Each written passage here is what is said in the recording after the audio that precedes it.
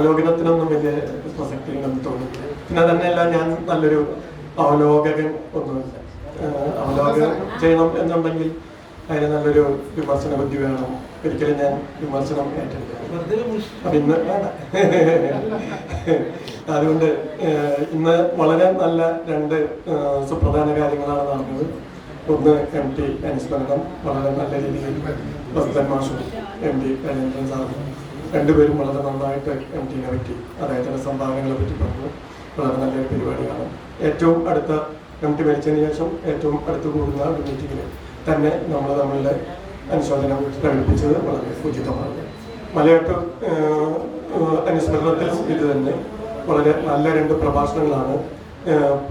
Vinod sir വളരെ ഭംഗിയായിട്ട് മലയാറ്റൂരിൻ്റെ ആ ഒരു ജീവചരിത്രവും അദ്ദേഹത്തിൻ്റെ എല്ലാ കൃതികളിൽ കൂടെ ഉള്ള ഒരു ഓട്ടപ്രദക്ഷിണവും അദ്ദേഹം ചെയ്തു. വളരെ സുന്ദരമായിട്ട് നമ്മൾ ആ നോവൽ വായിച്ച പ്രതീതി ജനിപ്പിക്കാത്ത രീതിയിൽ തന്നെ അദ്ദേഹം പ്രസന്റ് ചെയ്തു.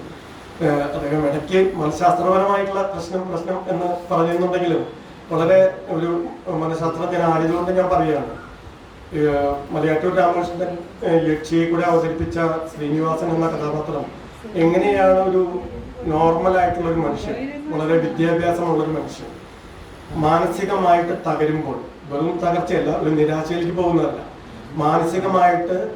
മാനസിക വിഭ്രാന്തിയിലേക്ക് പോകുമ്പോൾ എങ്ങനെയാണ് ഒരു കഥാപാത്രം പെരുമാറുക എന്നുള്ളതിൻ്റെ ഏറ്റവും നല്ല ഒരു ഉദാഹരണമാണ് യക്ഷിയിലെ ശ്രീനിവാസൻ. എനിക്ക് ആധികാരികമായിട്ട് തന്നെ പറയാൻ പറ്റും. ഞാൻ നോവലിൻ്റെയും സിനിമയിലെയും തന്നെ ഒരു ആദ്യത്തെ വാചകം തന്നെ അതാണ്. അത് പോലീസുകാർ ചോദ്യം ചെയ്യുമ്പോൾ രാഗിണിക്ക് എന്ത് സംഭവിച്ചു എന്ന ചോദ്യത്തിന് മുന്നിൽ ആദ്യത്തെ വാചകം തന്നെ അവൾ പുകച്ചലായി മുകളിലേക്ക് പോയി എന്നുള്ളതാണ്. അത് അദ്ദേഹം വളരെ ദൃഢവിശ്വാസത്തോടുകൂടി പറയുന്നതാണ്, അല്ലാതെ വെറുതെ ഒരു എന്തെങ്കിലും മറച്ചു വെക്കാൻ വേണ്ടി പറയുന്നതല്ല. പോലീസുകാർക്ക് എവിഡൻസ് ഒക്കെ കിട്ടി അദ്ദേഹം കുറിച്ച് മൂടി. പക്ഷെ മാനസിക രോഗിയായിട്ടുള്ള ഒരാൾക്ക് അയാളുടെ യാഥാർത്ഥ്യം, അയാളുടെ മനസ്സിന്റെ ഉള്ളിലുള്ള യാഥാർത്ഥ്യം ചെറുതായിട്ട് മുന്നോട്ട് പോയി മേളിലേക്ക് പോയി എന്നുള്ളത് തന്നെയാണ്. അങ്ങനെ കുറെ യാഥാർത്ഥ്യങ്ങൾ, തെറ്റായിട്ടുള്ള കുറെ യാഥാർത്ഥ്യങ്ങളിൽ ജീവിക്കുന്ന ഒരു അവസ്ഥയാണ് മാനസിക വിഭ്രാന്തി. അപ്പൊ അതിൻ്റെ ഒരു ചിത്രീകരണമാണ് യക്ഷിയിൽ. അത് ഉടനീളം അല്ലെങ്കിൽ ഈ മാനസികാസുഖം വരുന്നതിന് മുമ്പോ ഈ മുഖത്തിന്റെ വിരൂപത വരുന്നതിന് മുമ്പോ അദ്ദേഹം ഏറ്റവും നല്ല ഒരു വ്യക്തിത്വത്തിന് ഉടമയായിരുന്നു. ഒരു കെമിസ്ട്രി പ്രൊഫസർ എന്നുള്ള നിലയ്ക്ക് മാത്രമല്ല, ഈ യക്ഷി ഒരു വളരെ ശാസ്ത്രജ്ഞനായിട്ട് പോലും, ഭൗതിക ശാസ്ത്രജ്ഞനായിട്ട് പോലും യക്ഷി ആ സബ്ജക്റ്റ് നമുക്ക് എടുക്കാം. അതിന് ശരിക്കുള്ള യക്ഷി പ്രതിഭാസമുണ്ടോ, അതുണ്ടെങ്കിൽ അത് കണ്ടെത്തണം എന്നുള്ള നിലയ്ക്ക് പോലും ചലഞ്ച് ഏറ്റെടുക്കുന്ന വളരെ ഉന്നതമായിട്ടുള്ള, വളരെ ബ്രൈറ്റ് ആയിട്ടുള്ള ഒരു മനസ്സിന്റെ, അത് പല വ്യക്തികളിലും നമുക്ക് കാണാം. മാനസികമായിട്ട് തകർന്നടിയുന്ന പല വ്യക്തികളും പ്രീമോർബിഡ് പേഴ്സണാലിറ്റി എന്ന് പറയും. മോർബിഡ് അസുഖം വരുന്നതിന് മുമ്പുള്ള അയാളുടെ മാനസിക അവസ്ഥ, അയാൾ ചിലപ്പോൾ സമൂഹത്തിൽ വളരെ നല്ല പ്രകടനം കാഴ്ചവെച്ചിട്ടുള്ള, വളരെ അക്കാദമിക് ആയിട്ടും എല്ലാറ്റിലും വളരെ ഉയർന്ന നിലയിൽ പോകുന്ന ആളായിരിക്കും. പെട്ടെന്ന് ആകെ ചിത്രം മാറുക. അതിന് വലിയ കാരണങ്ങളാവാം, ചെറിയ കാരണങ്ങളാവാം, പ്രത്യേകിച്ച് കാരണങ്ങളൊന്നും ഇല്ലാതെയാവും. ജനിതകമായിട്ടുള്ള കാര്യങ്ങൾ ഫാമിലിയിലൊക്കെ ഉണ്ടെങ്കിൽ, അത് ആ ജീൻ ഉണ്ടെങ്കിൽ അത് അതിൻ്റെ സമയത്ത് പ്രത്യക്ഷപ്പെടും.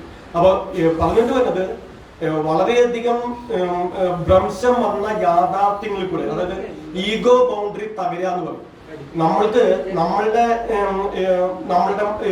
ഞാൻ, എന്നെ ചുറ്റിപ്പറ്റിയുള്ള യാഥാർത്ഥ്യങ്ങൾ, പുറത്തുനിന്നുള്ള യാഥാർത്ഥ്യങ്ങൾ, ഇപ്പോൾ ഭൂതം, പ്രേതം, ഈ ഫ്ലൈയിങ് സോസൈസ് വരിക എന്നൊക്കെ പറഞ്ഞിട്ട് വിഭ്രാന്തിപ്പെടുന്ന ആൾക്കാർ ആ എൻവയോൺമെന്റൽ ബാരിയർ, ആ എൻവയോൺമെന്റിനും എനിക്കും ഇടയ്ക്കൊരു ബൗണ്ടറി ഉണ്ട്, ഈഗോ ബൗണ്ടറി എന്ന് പറയുക. അത് ചിന്ന ഭിന്നമാവും.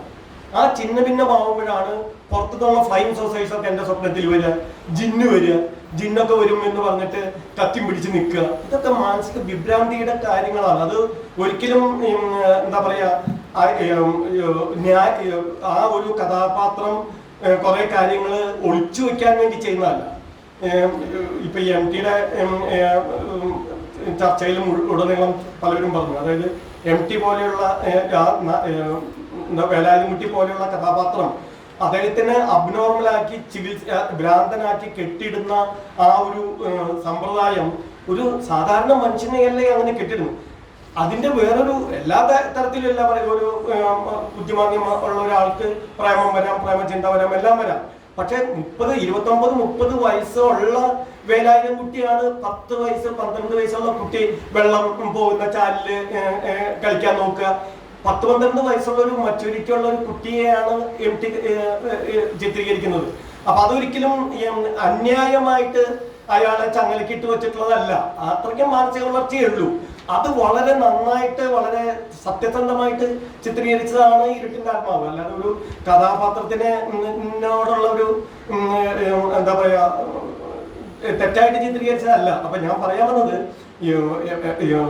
വിനോദ് സാർ പറയുമ്പോഴൊക്കെ ഇതിൽ മനഃശാസ്ത്രപരമായിട്ടുള്ള പ്രശ്നം തെറ്റല്ല. അത് ശരിക്കും ഉള്ള കാര്യമാണ്. അങ്ങനെ ചിത്രീകരിക്കാവൂ. ഏത് ഒരു ഫോറിൻ റൈറ്റേഴ്സ് ഒക്കെ നോക്കുകയാണെങ്കിലും ഒരു സബ്ജക്ട് എടുക്കുകയാണെങ്കിൽ അതിന്റെ ഏറ്റവും സത്യസന്ധമായിട്ടുള്ള രീതിയിൽ ആദർ ഗൈലി പോലെയുള്ള ആൾക്കാരൊക്കെ ഒരു സബ്ജക്ട് എടുക്കുകയാണെങ്കിൽ അത് ഏറ്റവും നന്നായിട്ട് പഠിച്ച് അത് അതേ രീതിയിൽ തന്നെ ചിത്രീകരിക്കുന്നതാണ് ഒരു സാഹിത്യകാരനായാൽ പോലും അതിന്റെ രീതിയിൽ എഴുതുന്ന യാഥാർത്ഥ്യത്തിന് നിരക്കുന്ന രീതിയിൽ തന്നെയായിരിക്കണം ഒരു സാഹിത്യ രചനയും എന്ന് ഒരു അഭിപ്രായം കൂടി രേഖപ്പെടുത്തിക്കൊണ്ട് ഇന്ന് ഈ മലയാറ്റൂർ പ്രഭാഷണത്തിന് ചെയ്ത വിനോദ് സാറിനും ഉണ്ണിയേട്ടൻ സാധാരണ ഇതിൽ ഒരു ഘട്ടം കഴിഞ്ഞാൽ കൂടുതൽ എന്താ പറയുക കുറെ സ്വന്തം പരിതാപനങ്ങൾ പറയാറുണ്ട്. അത് നമ്മൾ ഇന്നും അത് കേട്ടു. അത് കുഴപ്പമില്ല, അത് വേണം. ഒരു വെന്റിലേഷന്റെ ഒരു പ്രശ്നമാണ്. ഞങ്ങളോട് കുറച്ചു നേരത്തെ കുറെ ഇതേ കാര്യങ്ങളൊക്കെ തന്നെ പറഞ്ഞതാണ്. അത് എത്രയും മനസ്സ് തുറക്കട്ടെ. അതൊരു രക്ഷാ മാർഗം തന്നെയാണ്. ചെയ്യണം. മനസ്സിന്റെ ഉള്ളിൽ അടക്കി പിടിച്ചിട്ടുള്ള കാര്യങ്ങൾ നമ്മൾ തുറന്നു വിടുക തന്നെ ചെയ്യണം. അതും ചെയ്ത ഉണ്ണിയേട്ടനും എല്ലാവർക്കും നന്ദി പറഞ്ഞുകൊണ്ട് ഈ മീറ്റിംഗ് അവസാനം.